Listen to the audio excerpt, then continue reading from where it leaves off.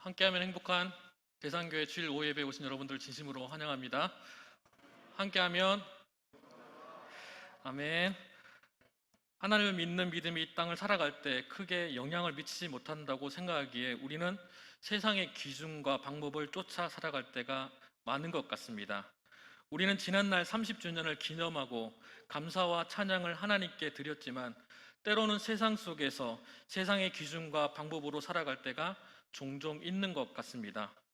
그런데 정말 믿음과 삶은 별개의 영역일까요? 믿음은 우리 삶 가운데 아무런 영향도 미치지 못하는 빛 좋은 개살구와 같은 걸까요? 오늘은 그 부분에 대해서 여호수아의 말씀을 통해 믿음과 삶의 영역 속에서 하나님께서 우리에게 주시는 메시지를 살펴보고자 합니다. 모세의 뒤를 이어 믿음으로 여호수아는 가나안 땅으로 들어오게 되었습니다. 그런데 현실의 문제가 하나 있었습니다. 여리고성이라는 거대한 성이 눈앞에 있었던 것입니다. 하나님께서 분명 가나안 땅을 주시겠다고 약속했잖아요.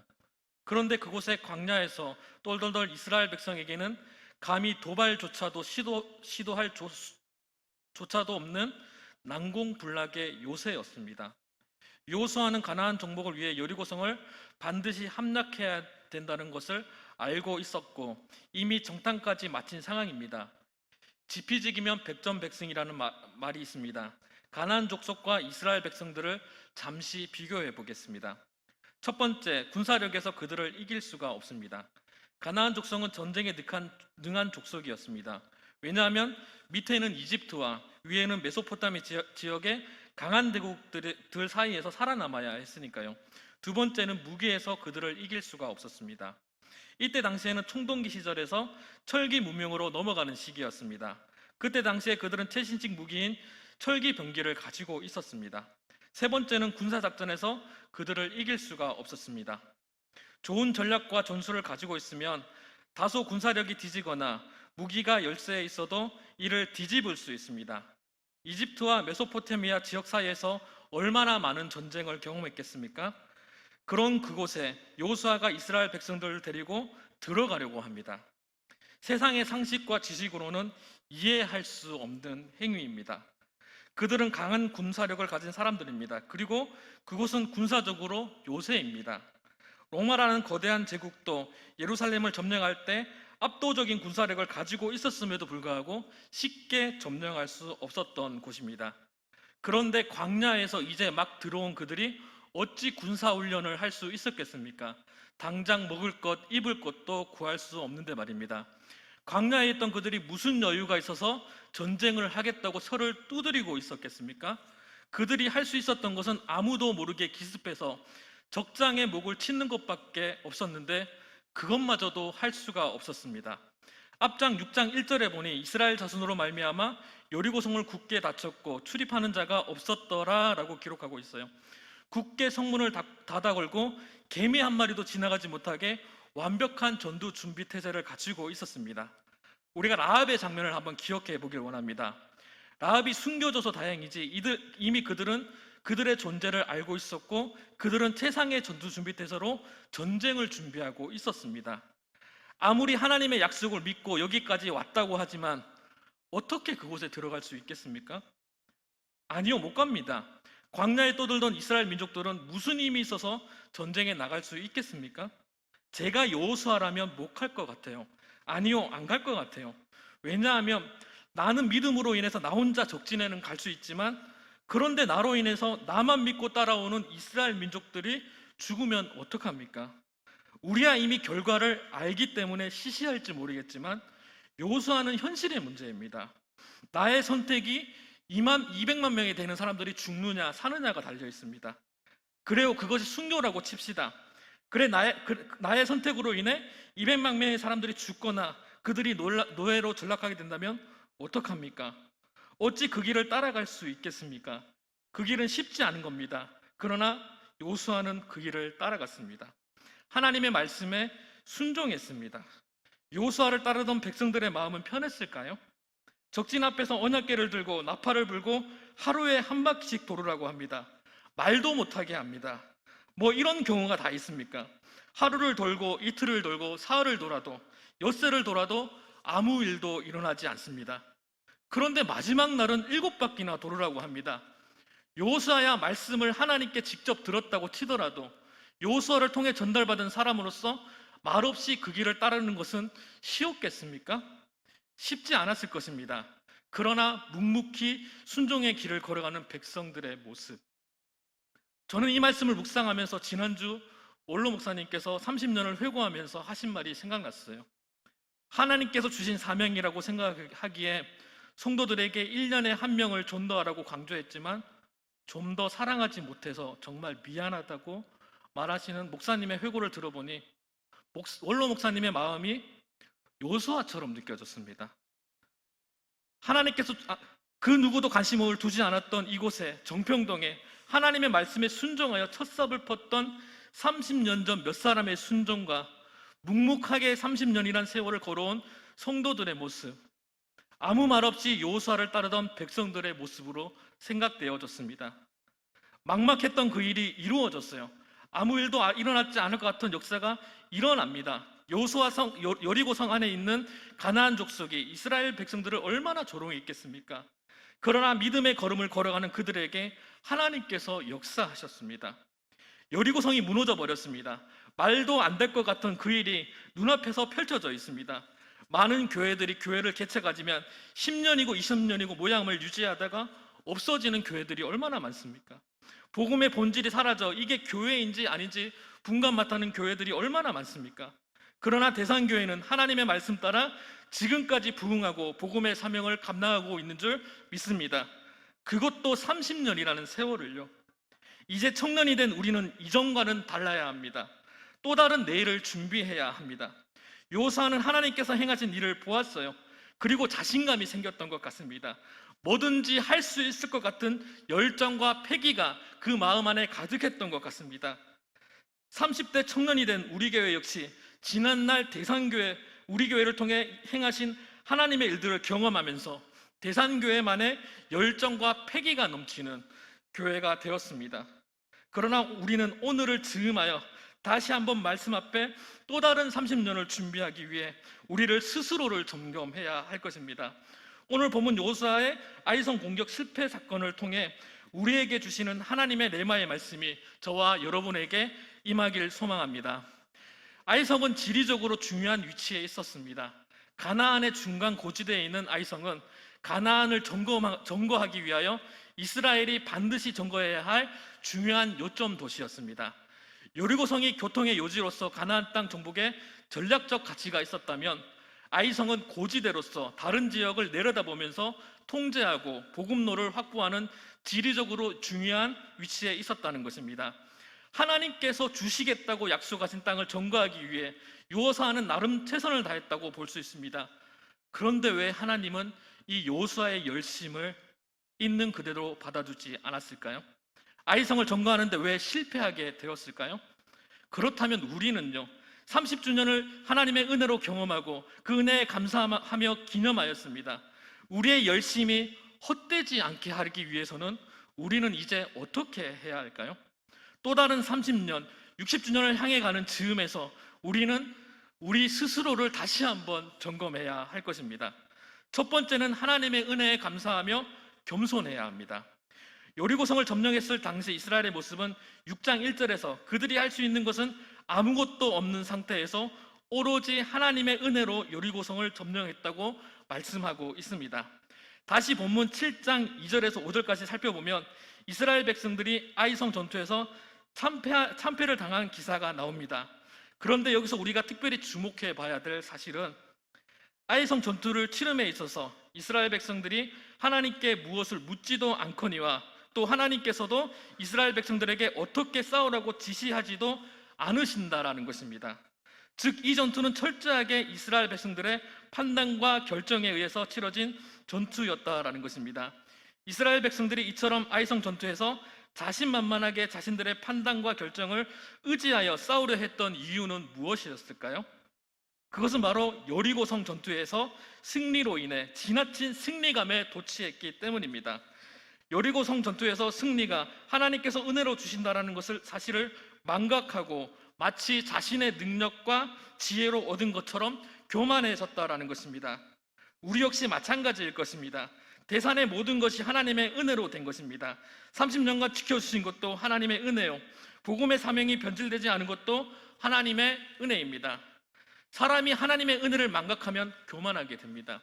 하나님의 은혜를 잊어버린 사람은 하나님께서 은혜로 주신 모든 것들을 마치 자기의 능력과 지혜로 얻은 것으로 생각하기 때문입니다. 하지만 반대로 하나님의 은혜를 아는 사람들은 결코 교만해질 수 없습니다. 왜냐하면 하나님의 은혜를 알게 되면 자신의 가진 모든 것이 하나님께서 은혜로 주신 것임을 깨닫게 되기 때문입니다. 우리가 겸손해지려면 하나님의 말씀을 묵상하고 그 말씀을 따라가야 합니다. 시편 1편에 보면 복 있는 사람은 악인의 꾀를 따르지 아니하며 죄인의 길에 서지 아니하며 오만한 자의 자리에 앉지 아니하고 오직 여호와의 율법을 즐거워하여 주야로 묵상하는 자라도라고 말씀하십니다. 시냇가에 심은 나무가 철을 따라 열매를 맺고 잎사귀가 마르지 않는 것처럼 우리는 말씀 앞에 서야 합니다.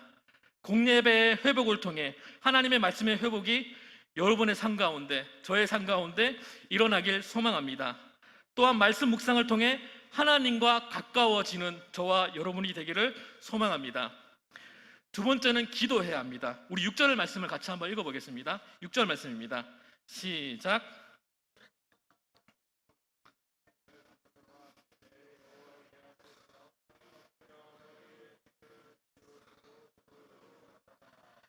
여기서 여호수아가 옷을 찢고 머리에 먼지를 뒤집어 쓰고 날이 저물도록 기도했다고 기록합니다.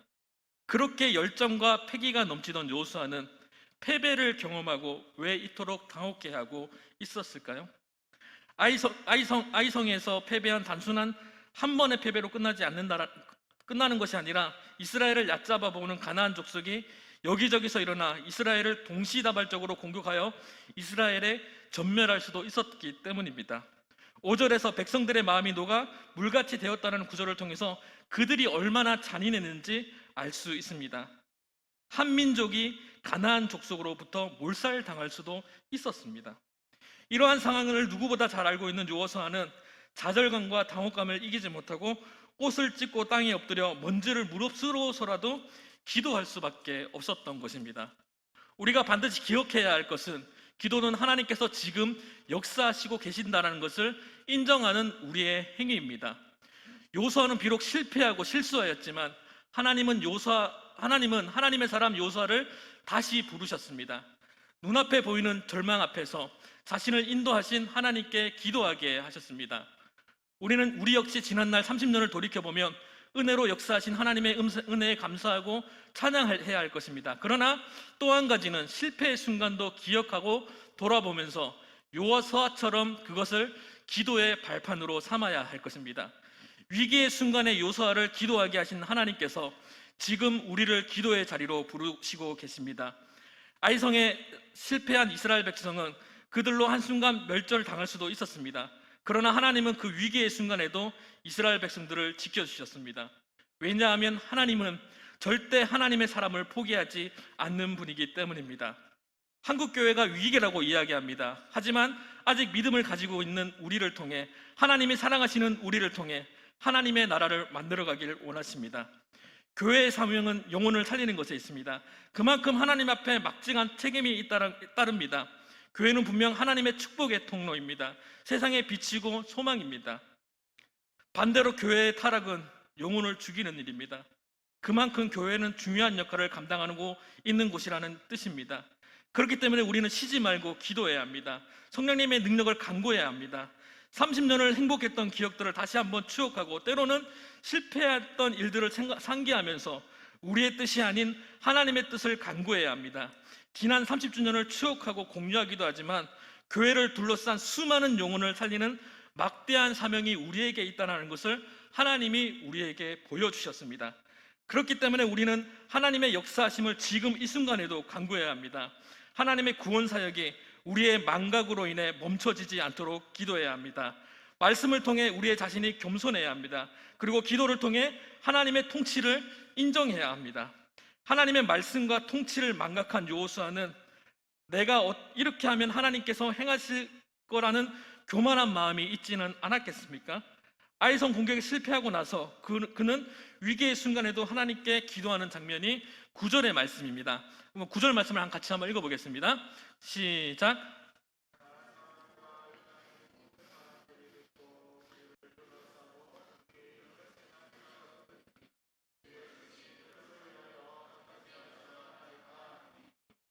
자신이 하나님의 말씀을 망각해놓고 하나님의 말씀에 불순종해놓고 하나님께 기도하는 모습입니다.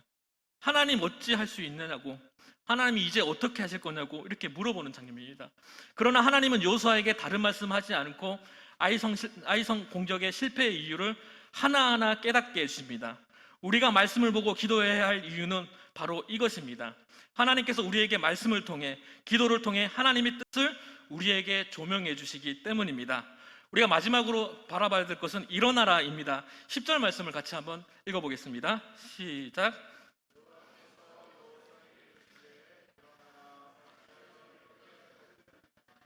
여호수아의 기도에 대한 하나님의 응답의 첫 마디는 일어나라입니다. 하나님께서 새로운 마음으로 새롭게 결단하여 새롭게 시작하라고 명령하고 계십니다.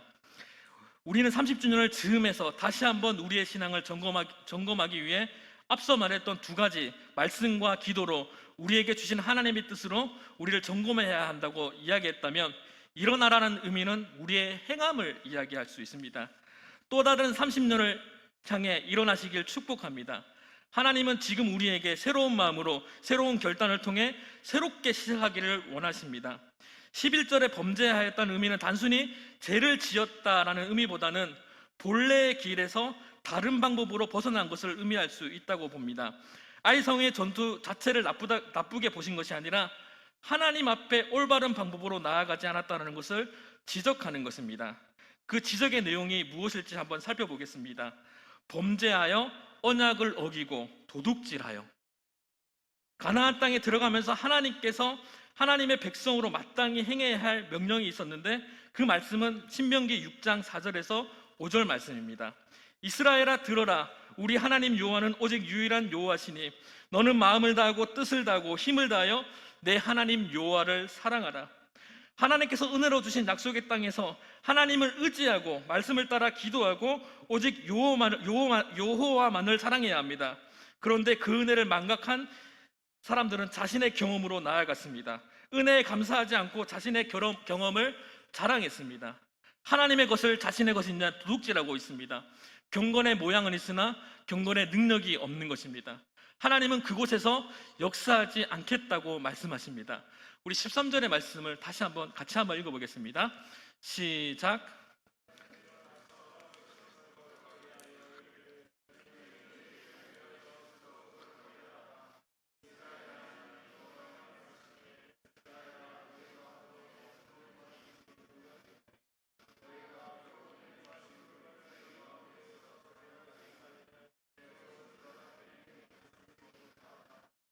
또다시 일어나라라고 말씀하세요.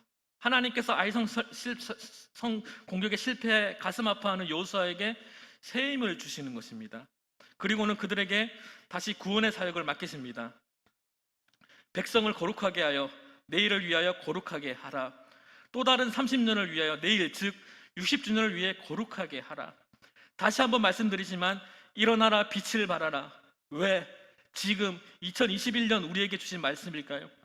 말씀과 기도로 은혜를 받은 우리는 그 빛을 이웃에게 비추어야 합니다. 거룩하게 구별되어 하나님의 빛을 온 세상에 비추어 내는 저와 여러분이 되시기를 소망합니다.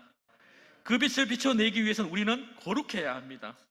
우리가 빨간색이면 그 색이 빨간색으로 왜곡되어집니다. 우리가 파란색이면 그 색이 파란색으로 왜곡되게 됩니다. 빛의 본질이 바뀐다고 얘기하는 것이 아닙니다. 세상은 우리를 통해서 하나님을 보게 된다는 것입니다. 그만큼 우리는 하나님과 세상 사이에 중요한 위치에 있다는 것을 말씀드립니다. 그렇게 우리는 하나님께서 창조하신 모습대로 거룩하게 살아야 합니다. 나의 생각이 아닌 하나님의 뜻대로 순종하며 기도할 때 우리는 하나님의 빛을 온전하게 전달할 수 있는 하나님의 귀한 도구가 될 것입니다. 말씀의 결론을 맺겠습니다. 하나님의 은혜로 여리고성을 점령한 여호수아는 실수하고 실패하였으나 하나님은 포기하지 않으셨습니다.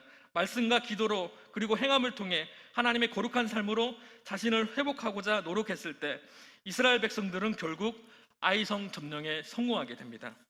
실수하고 실패할 수 있으나 말씀과 기도로 실천하면서 살아갈 때 하나님이 주시는 은혜를 누리며 살아가는 이번 한 주가 되시길 주님의 이름으로 축복합니다.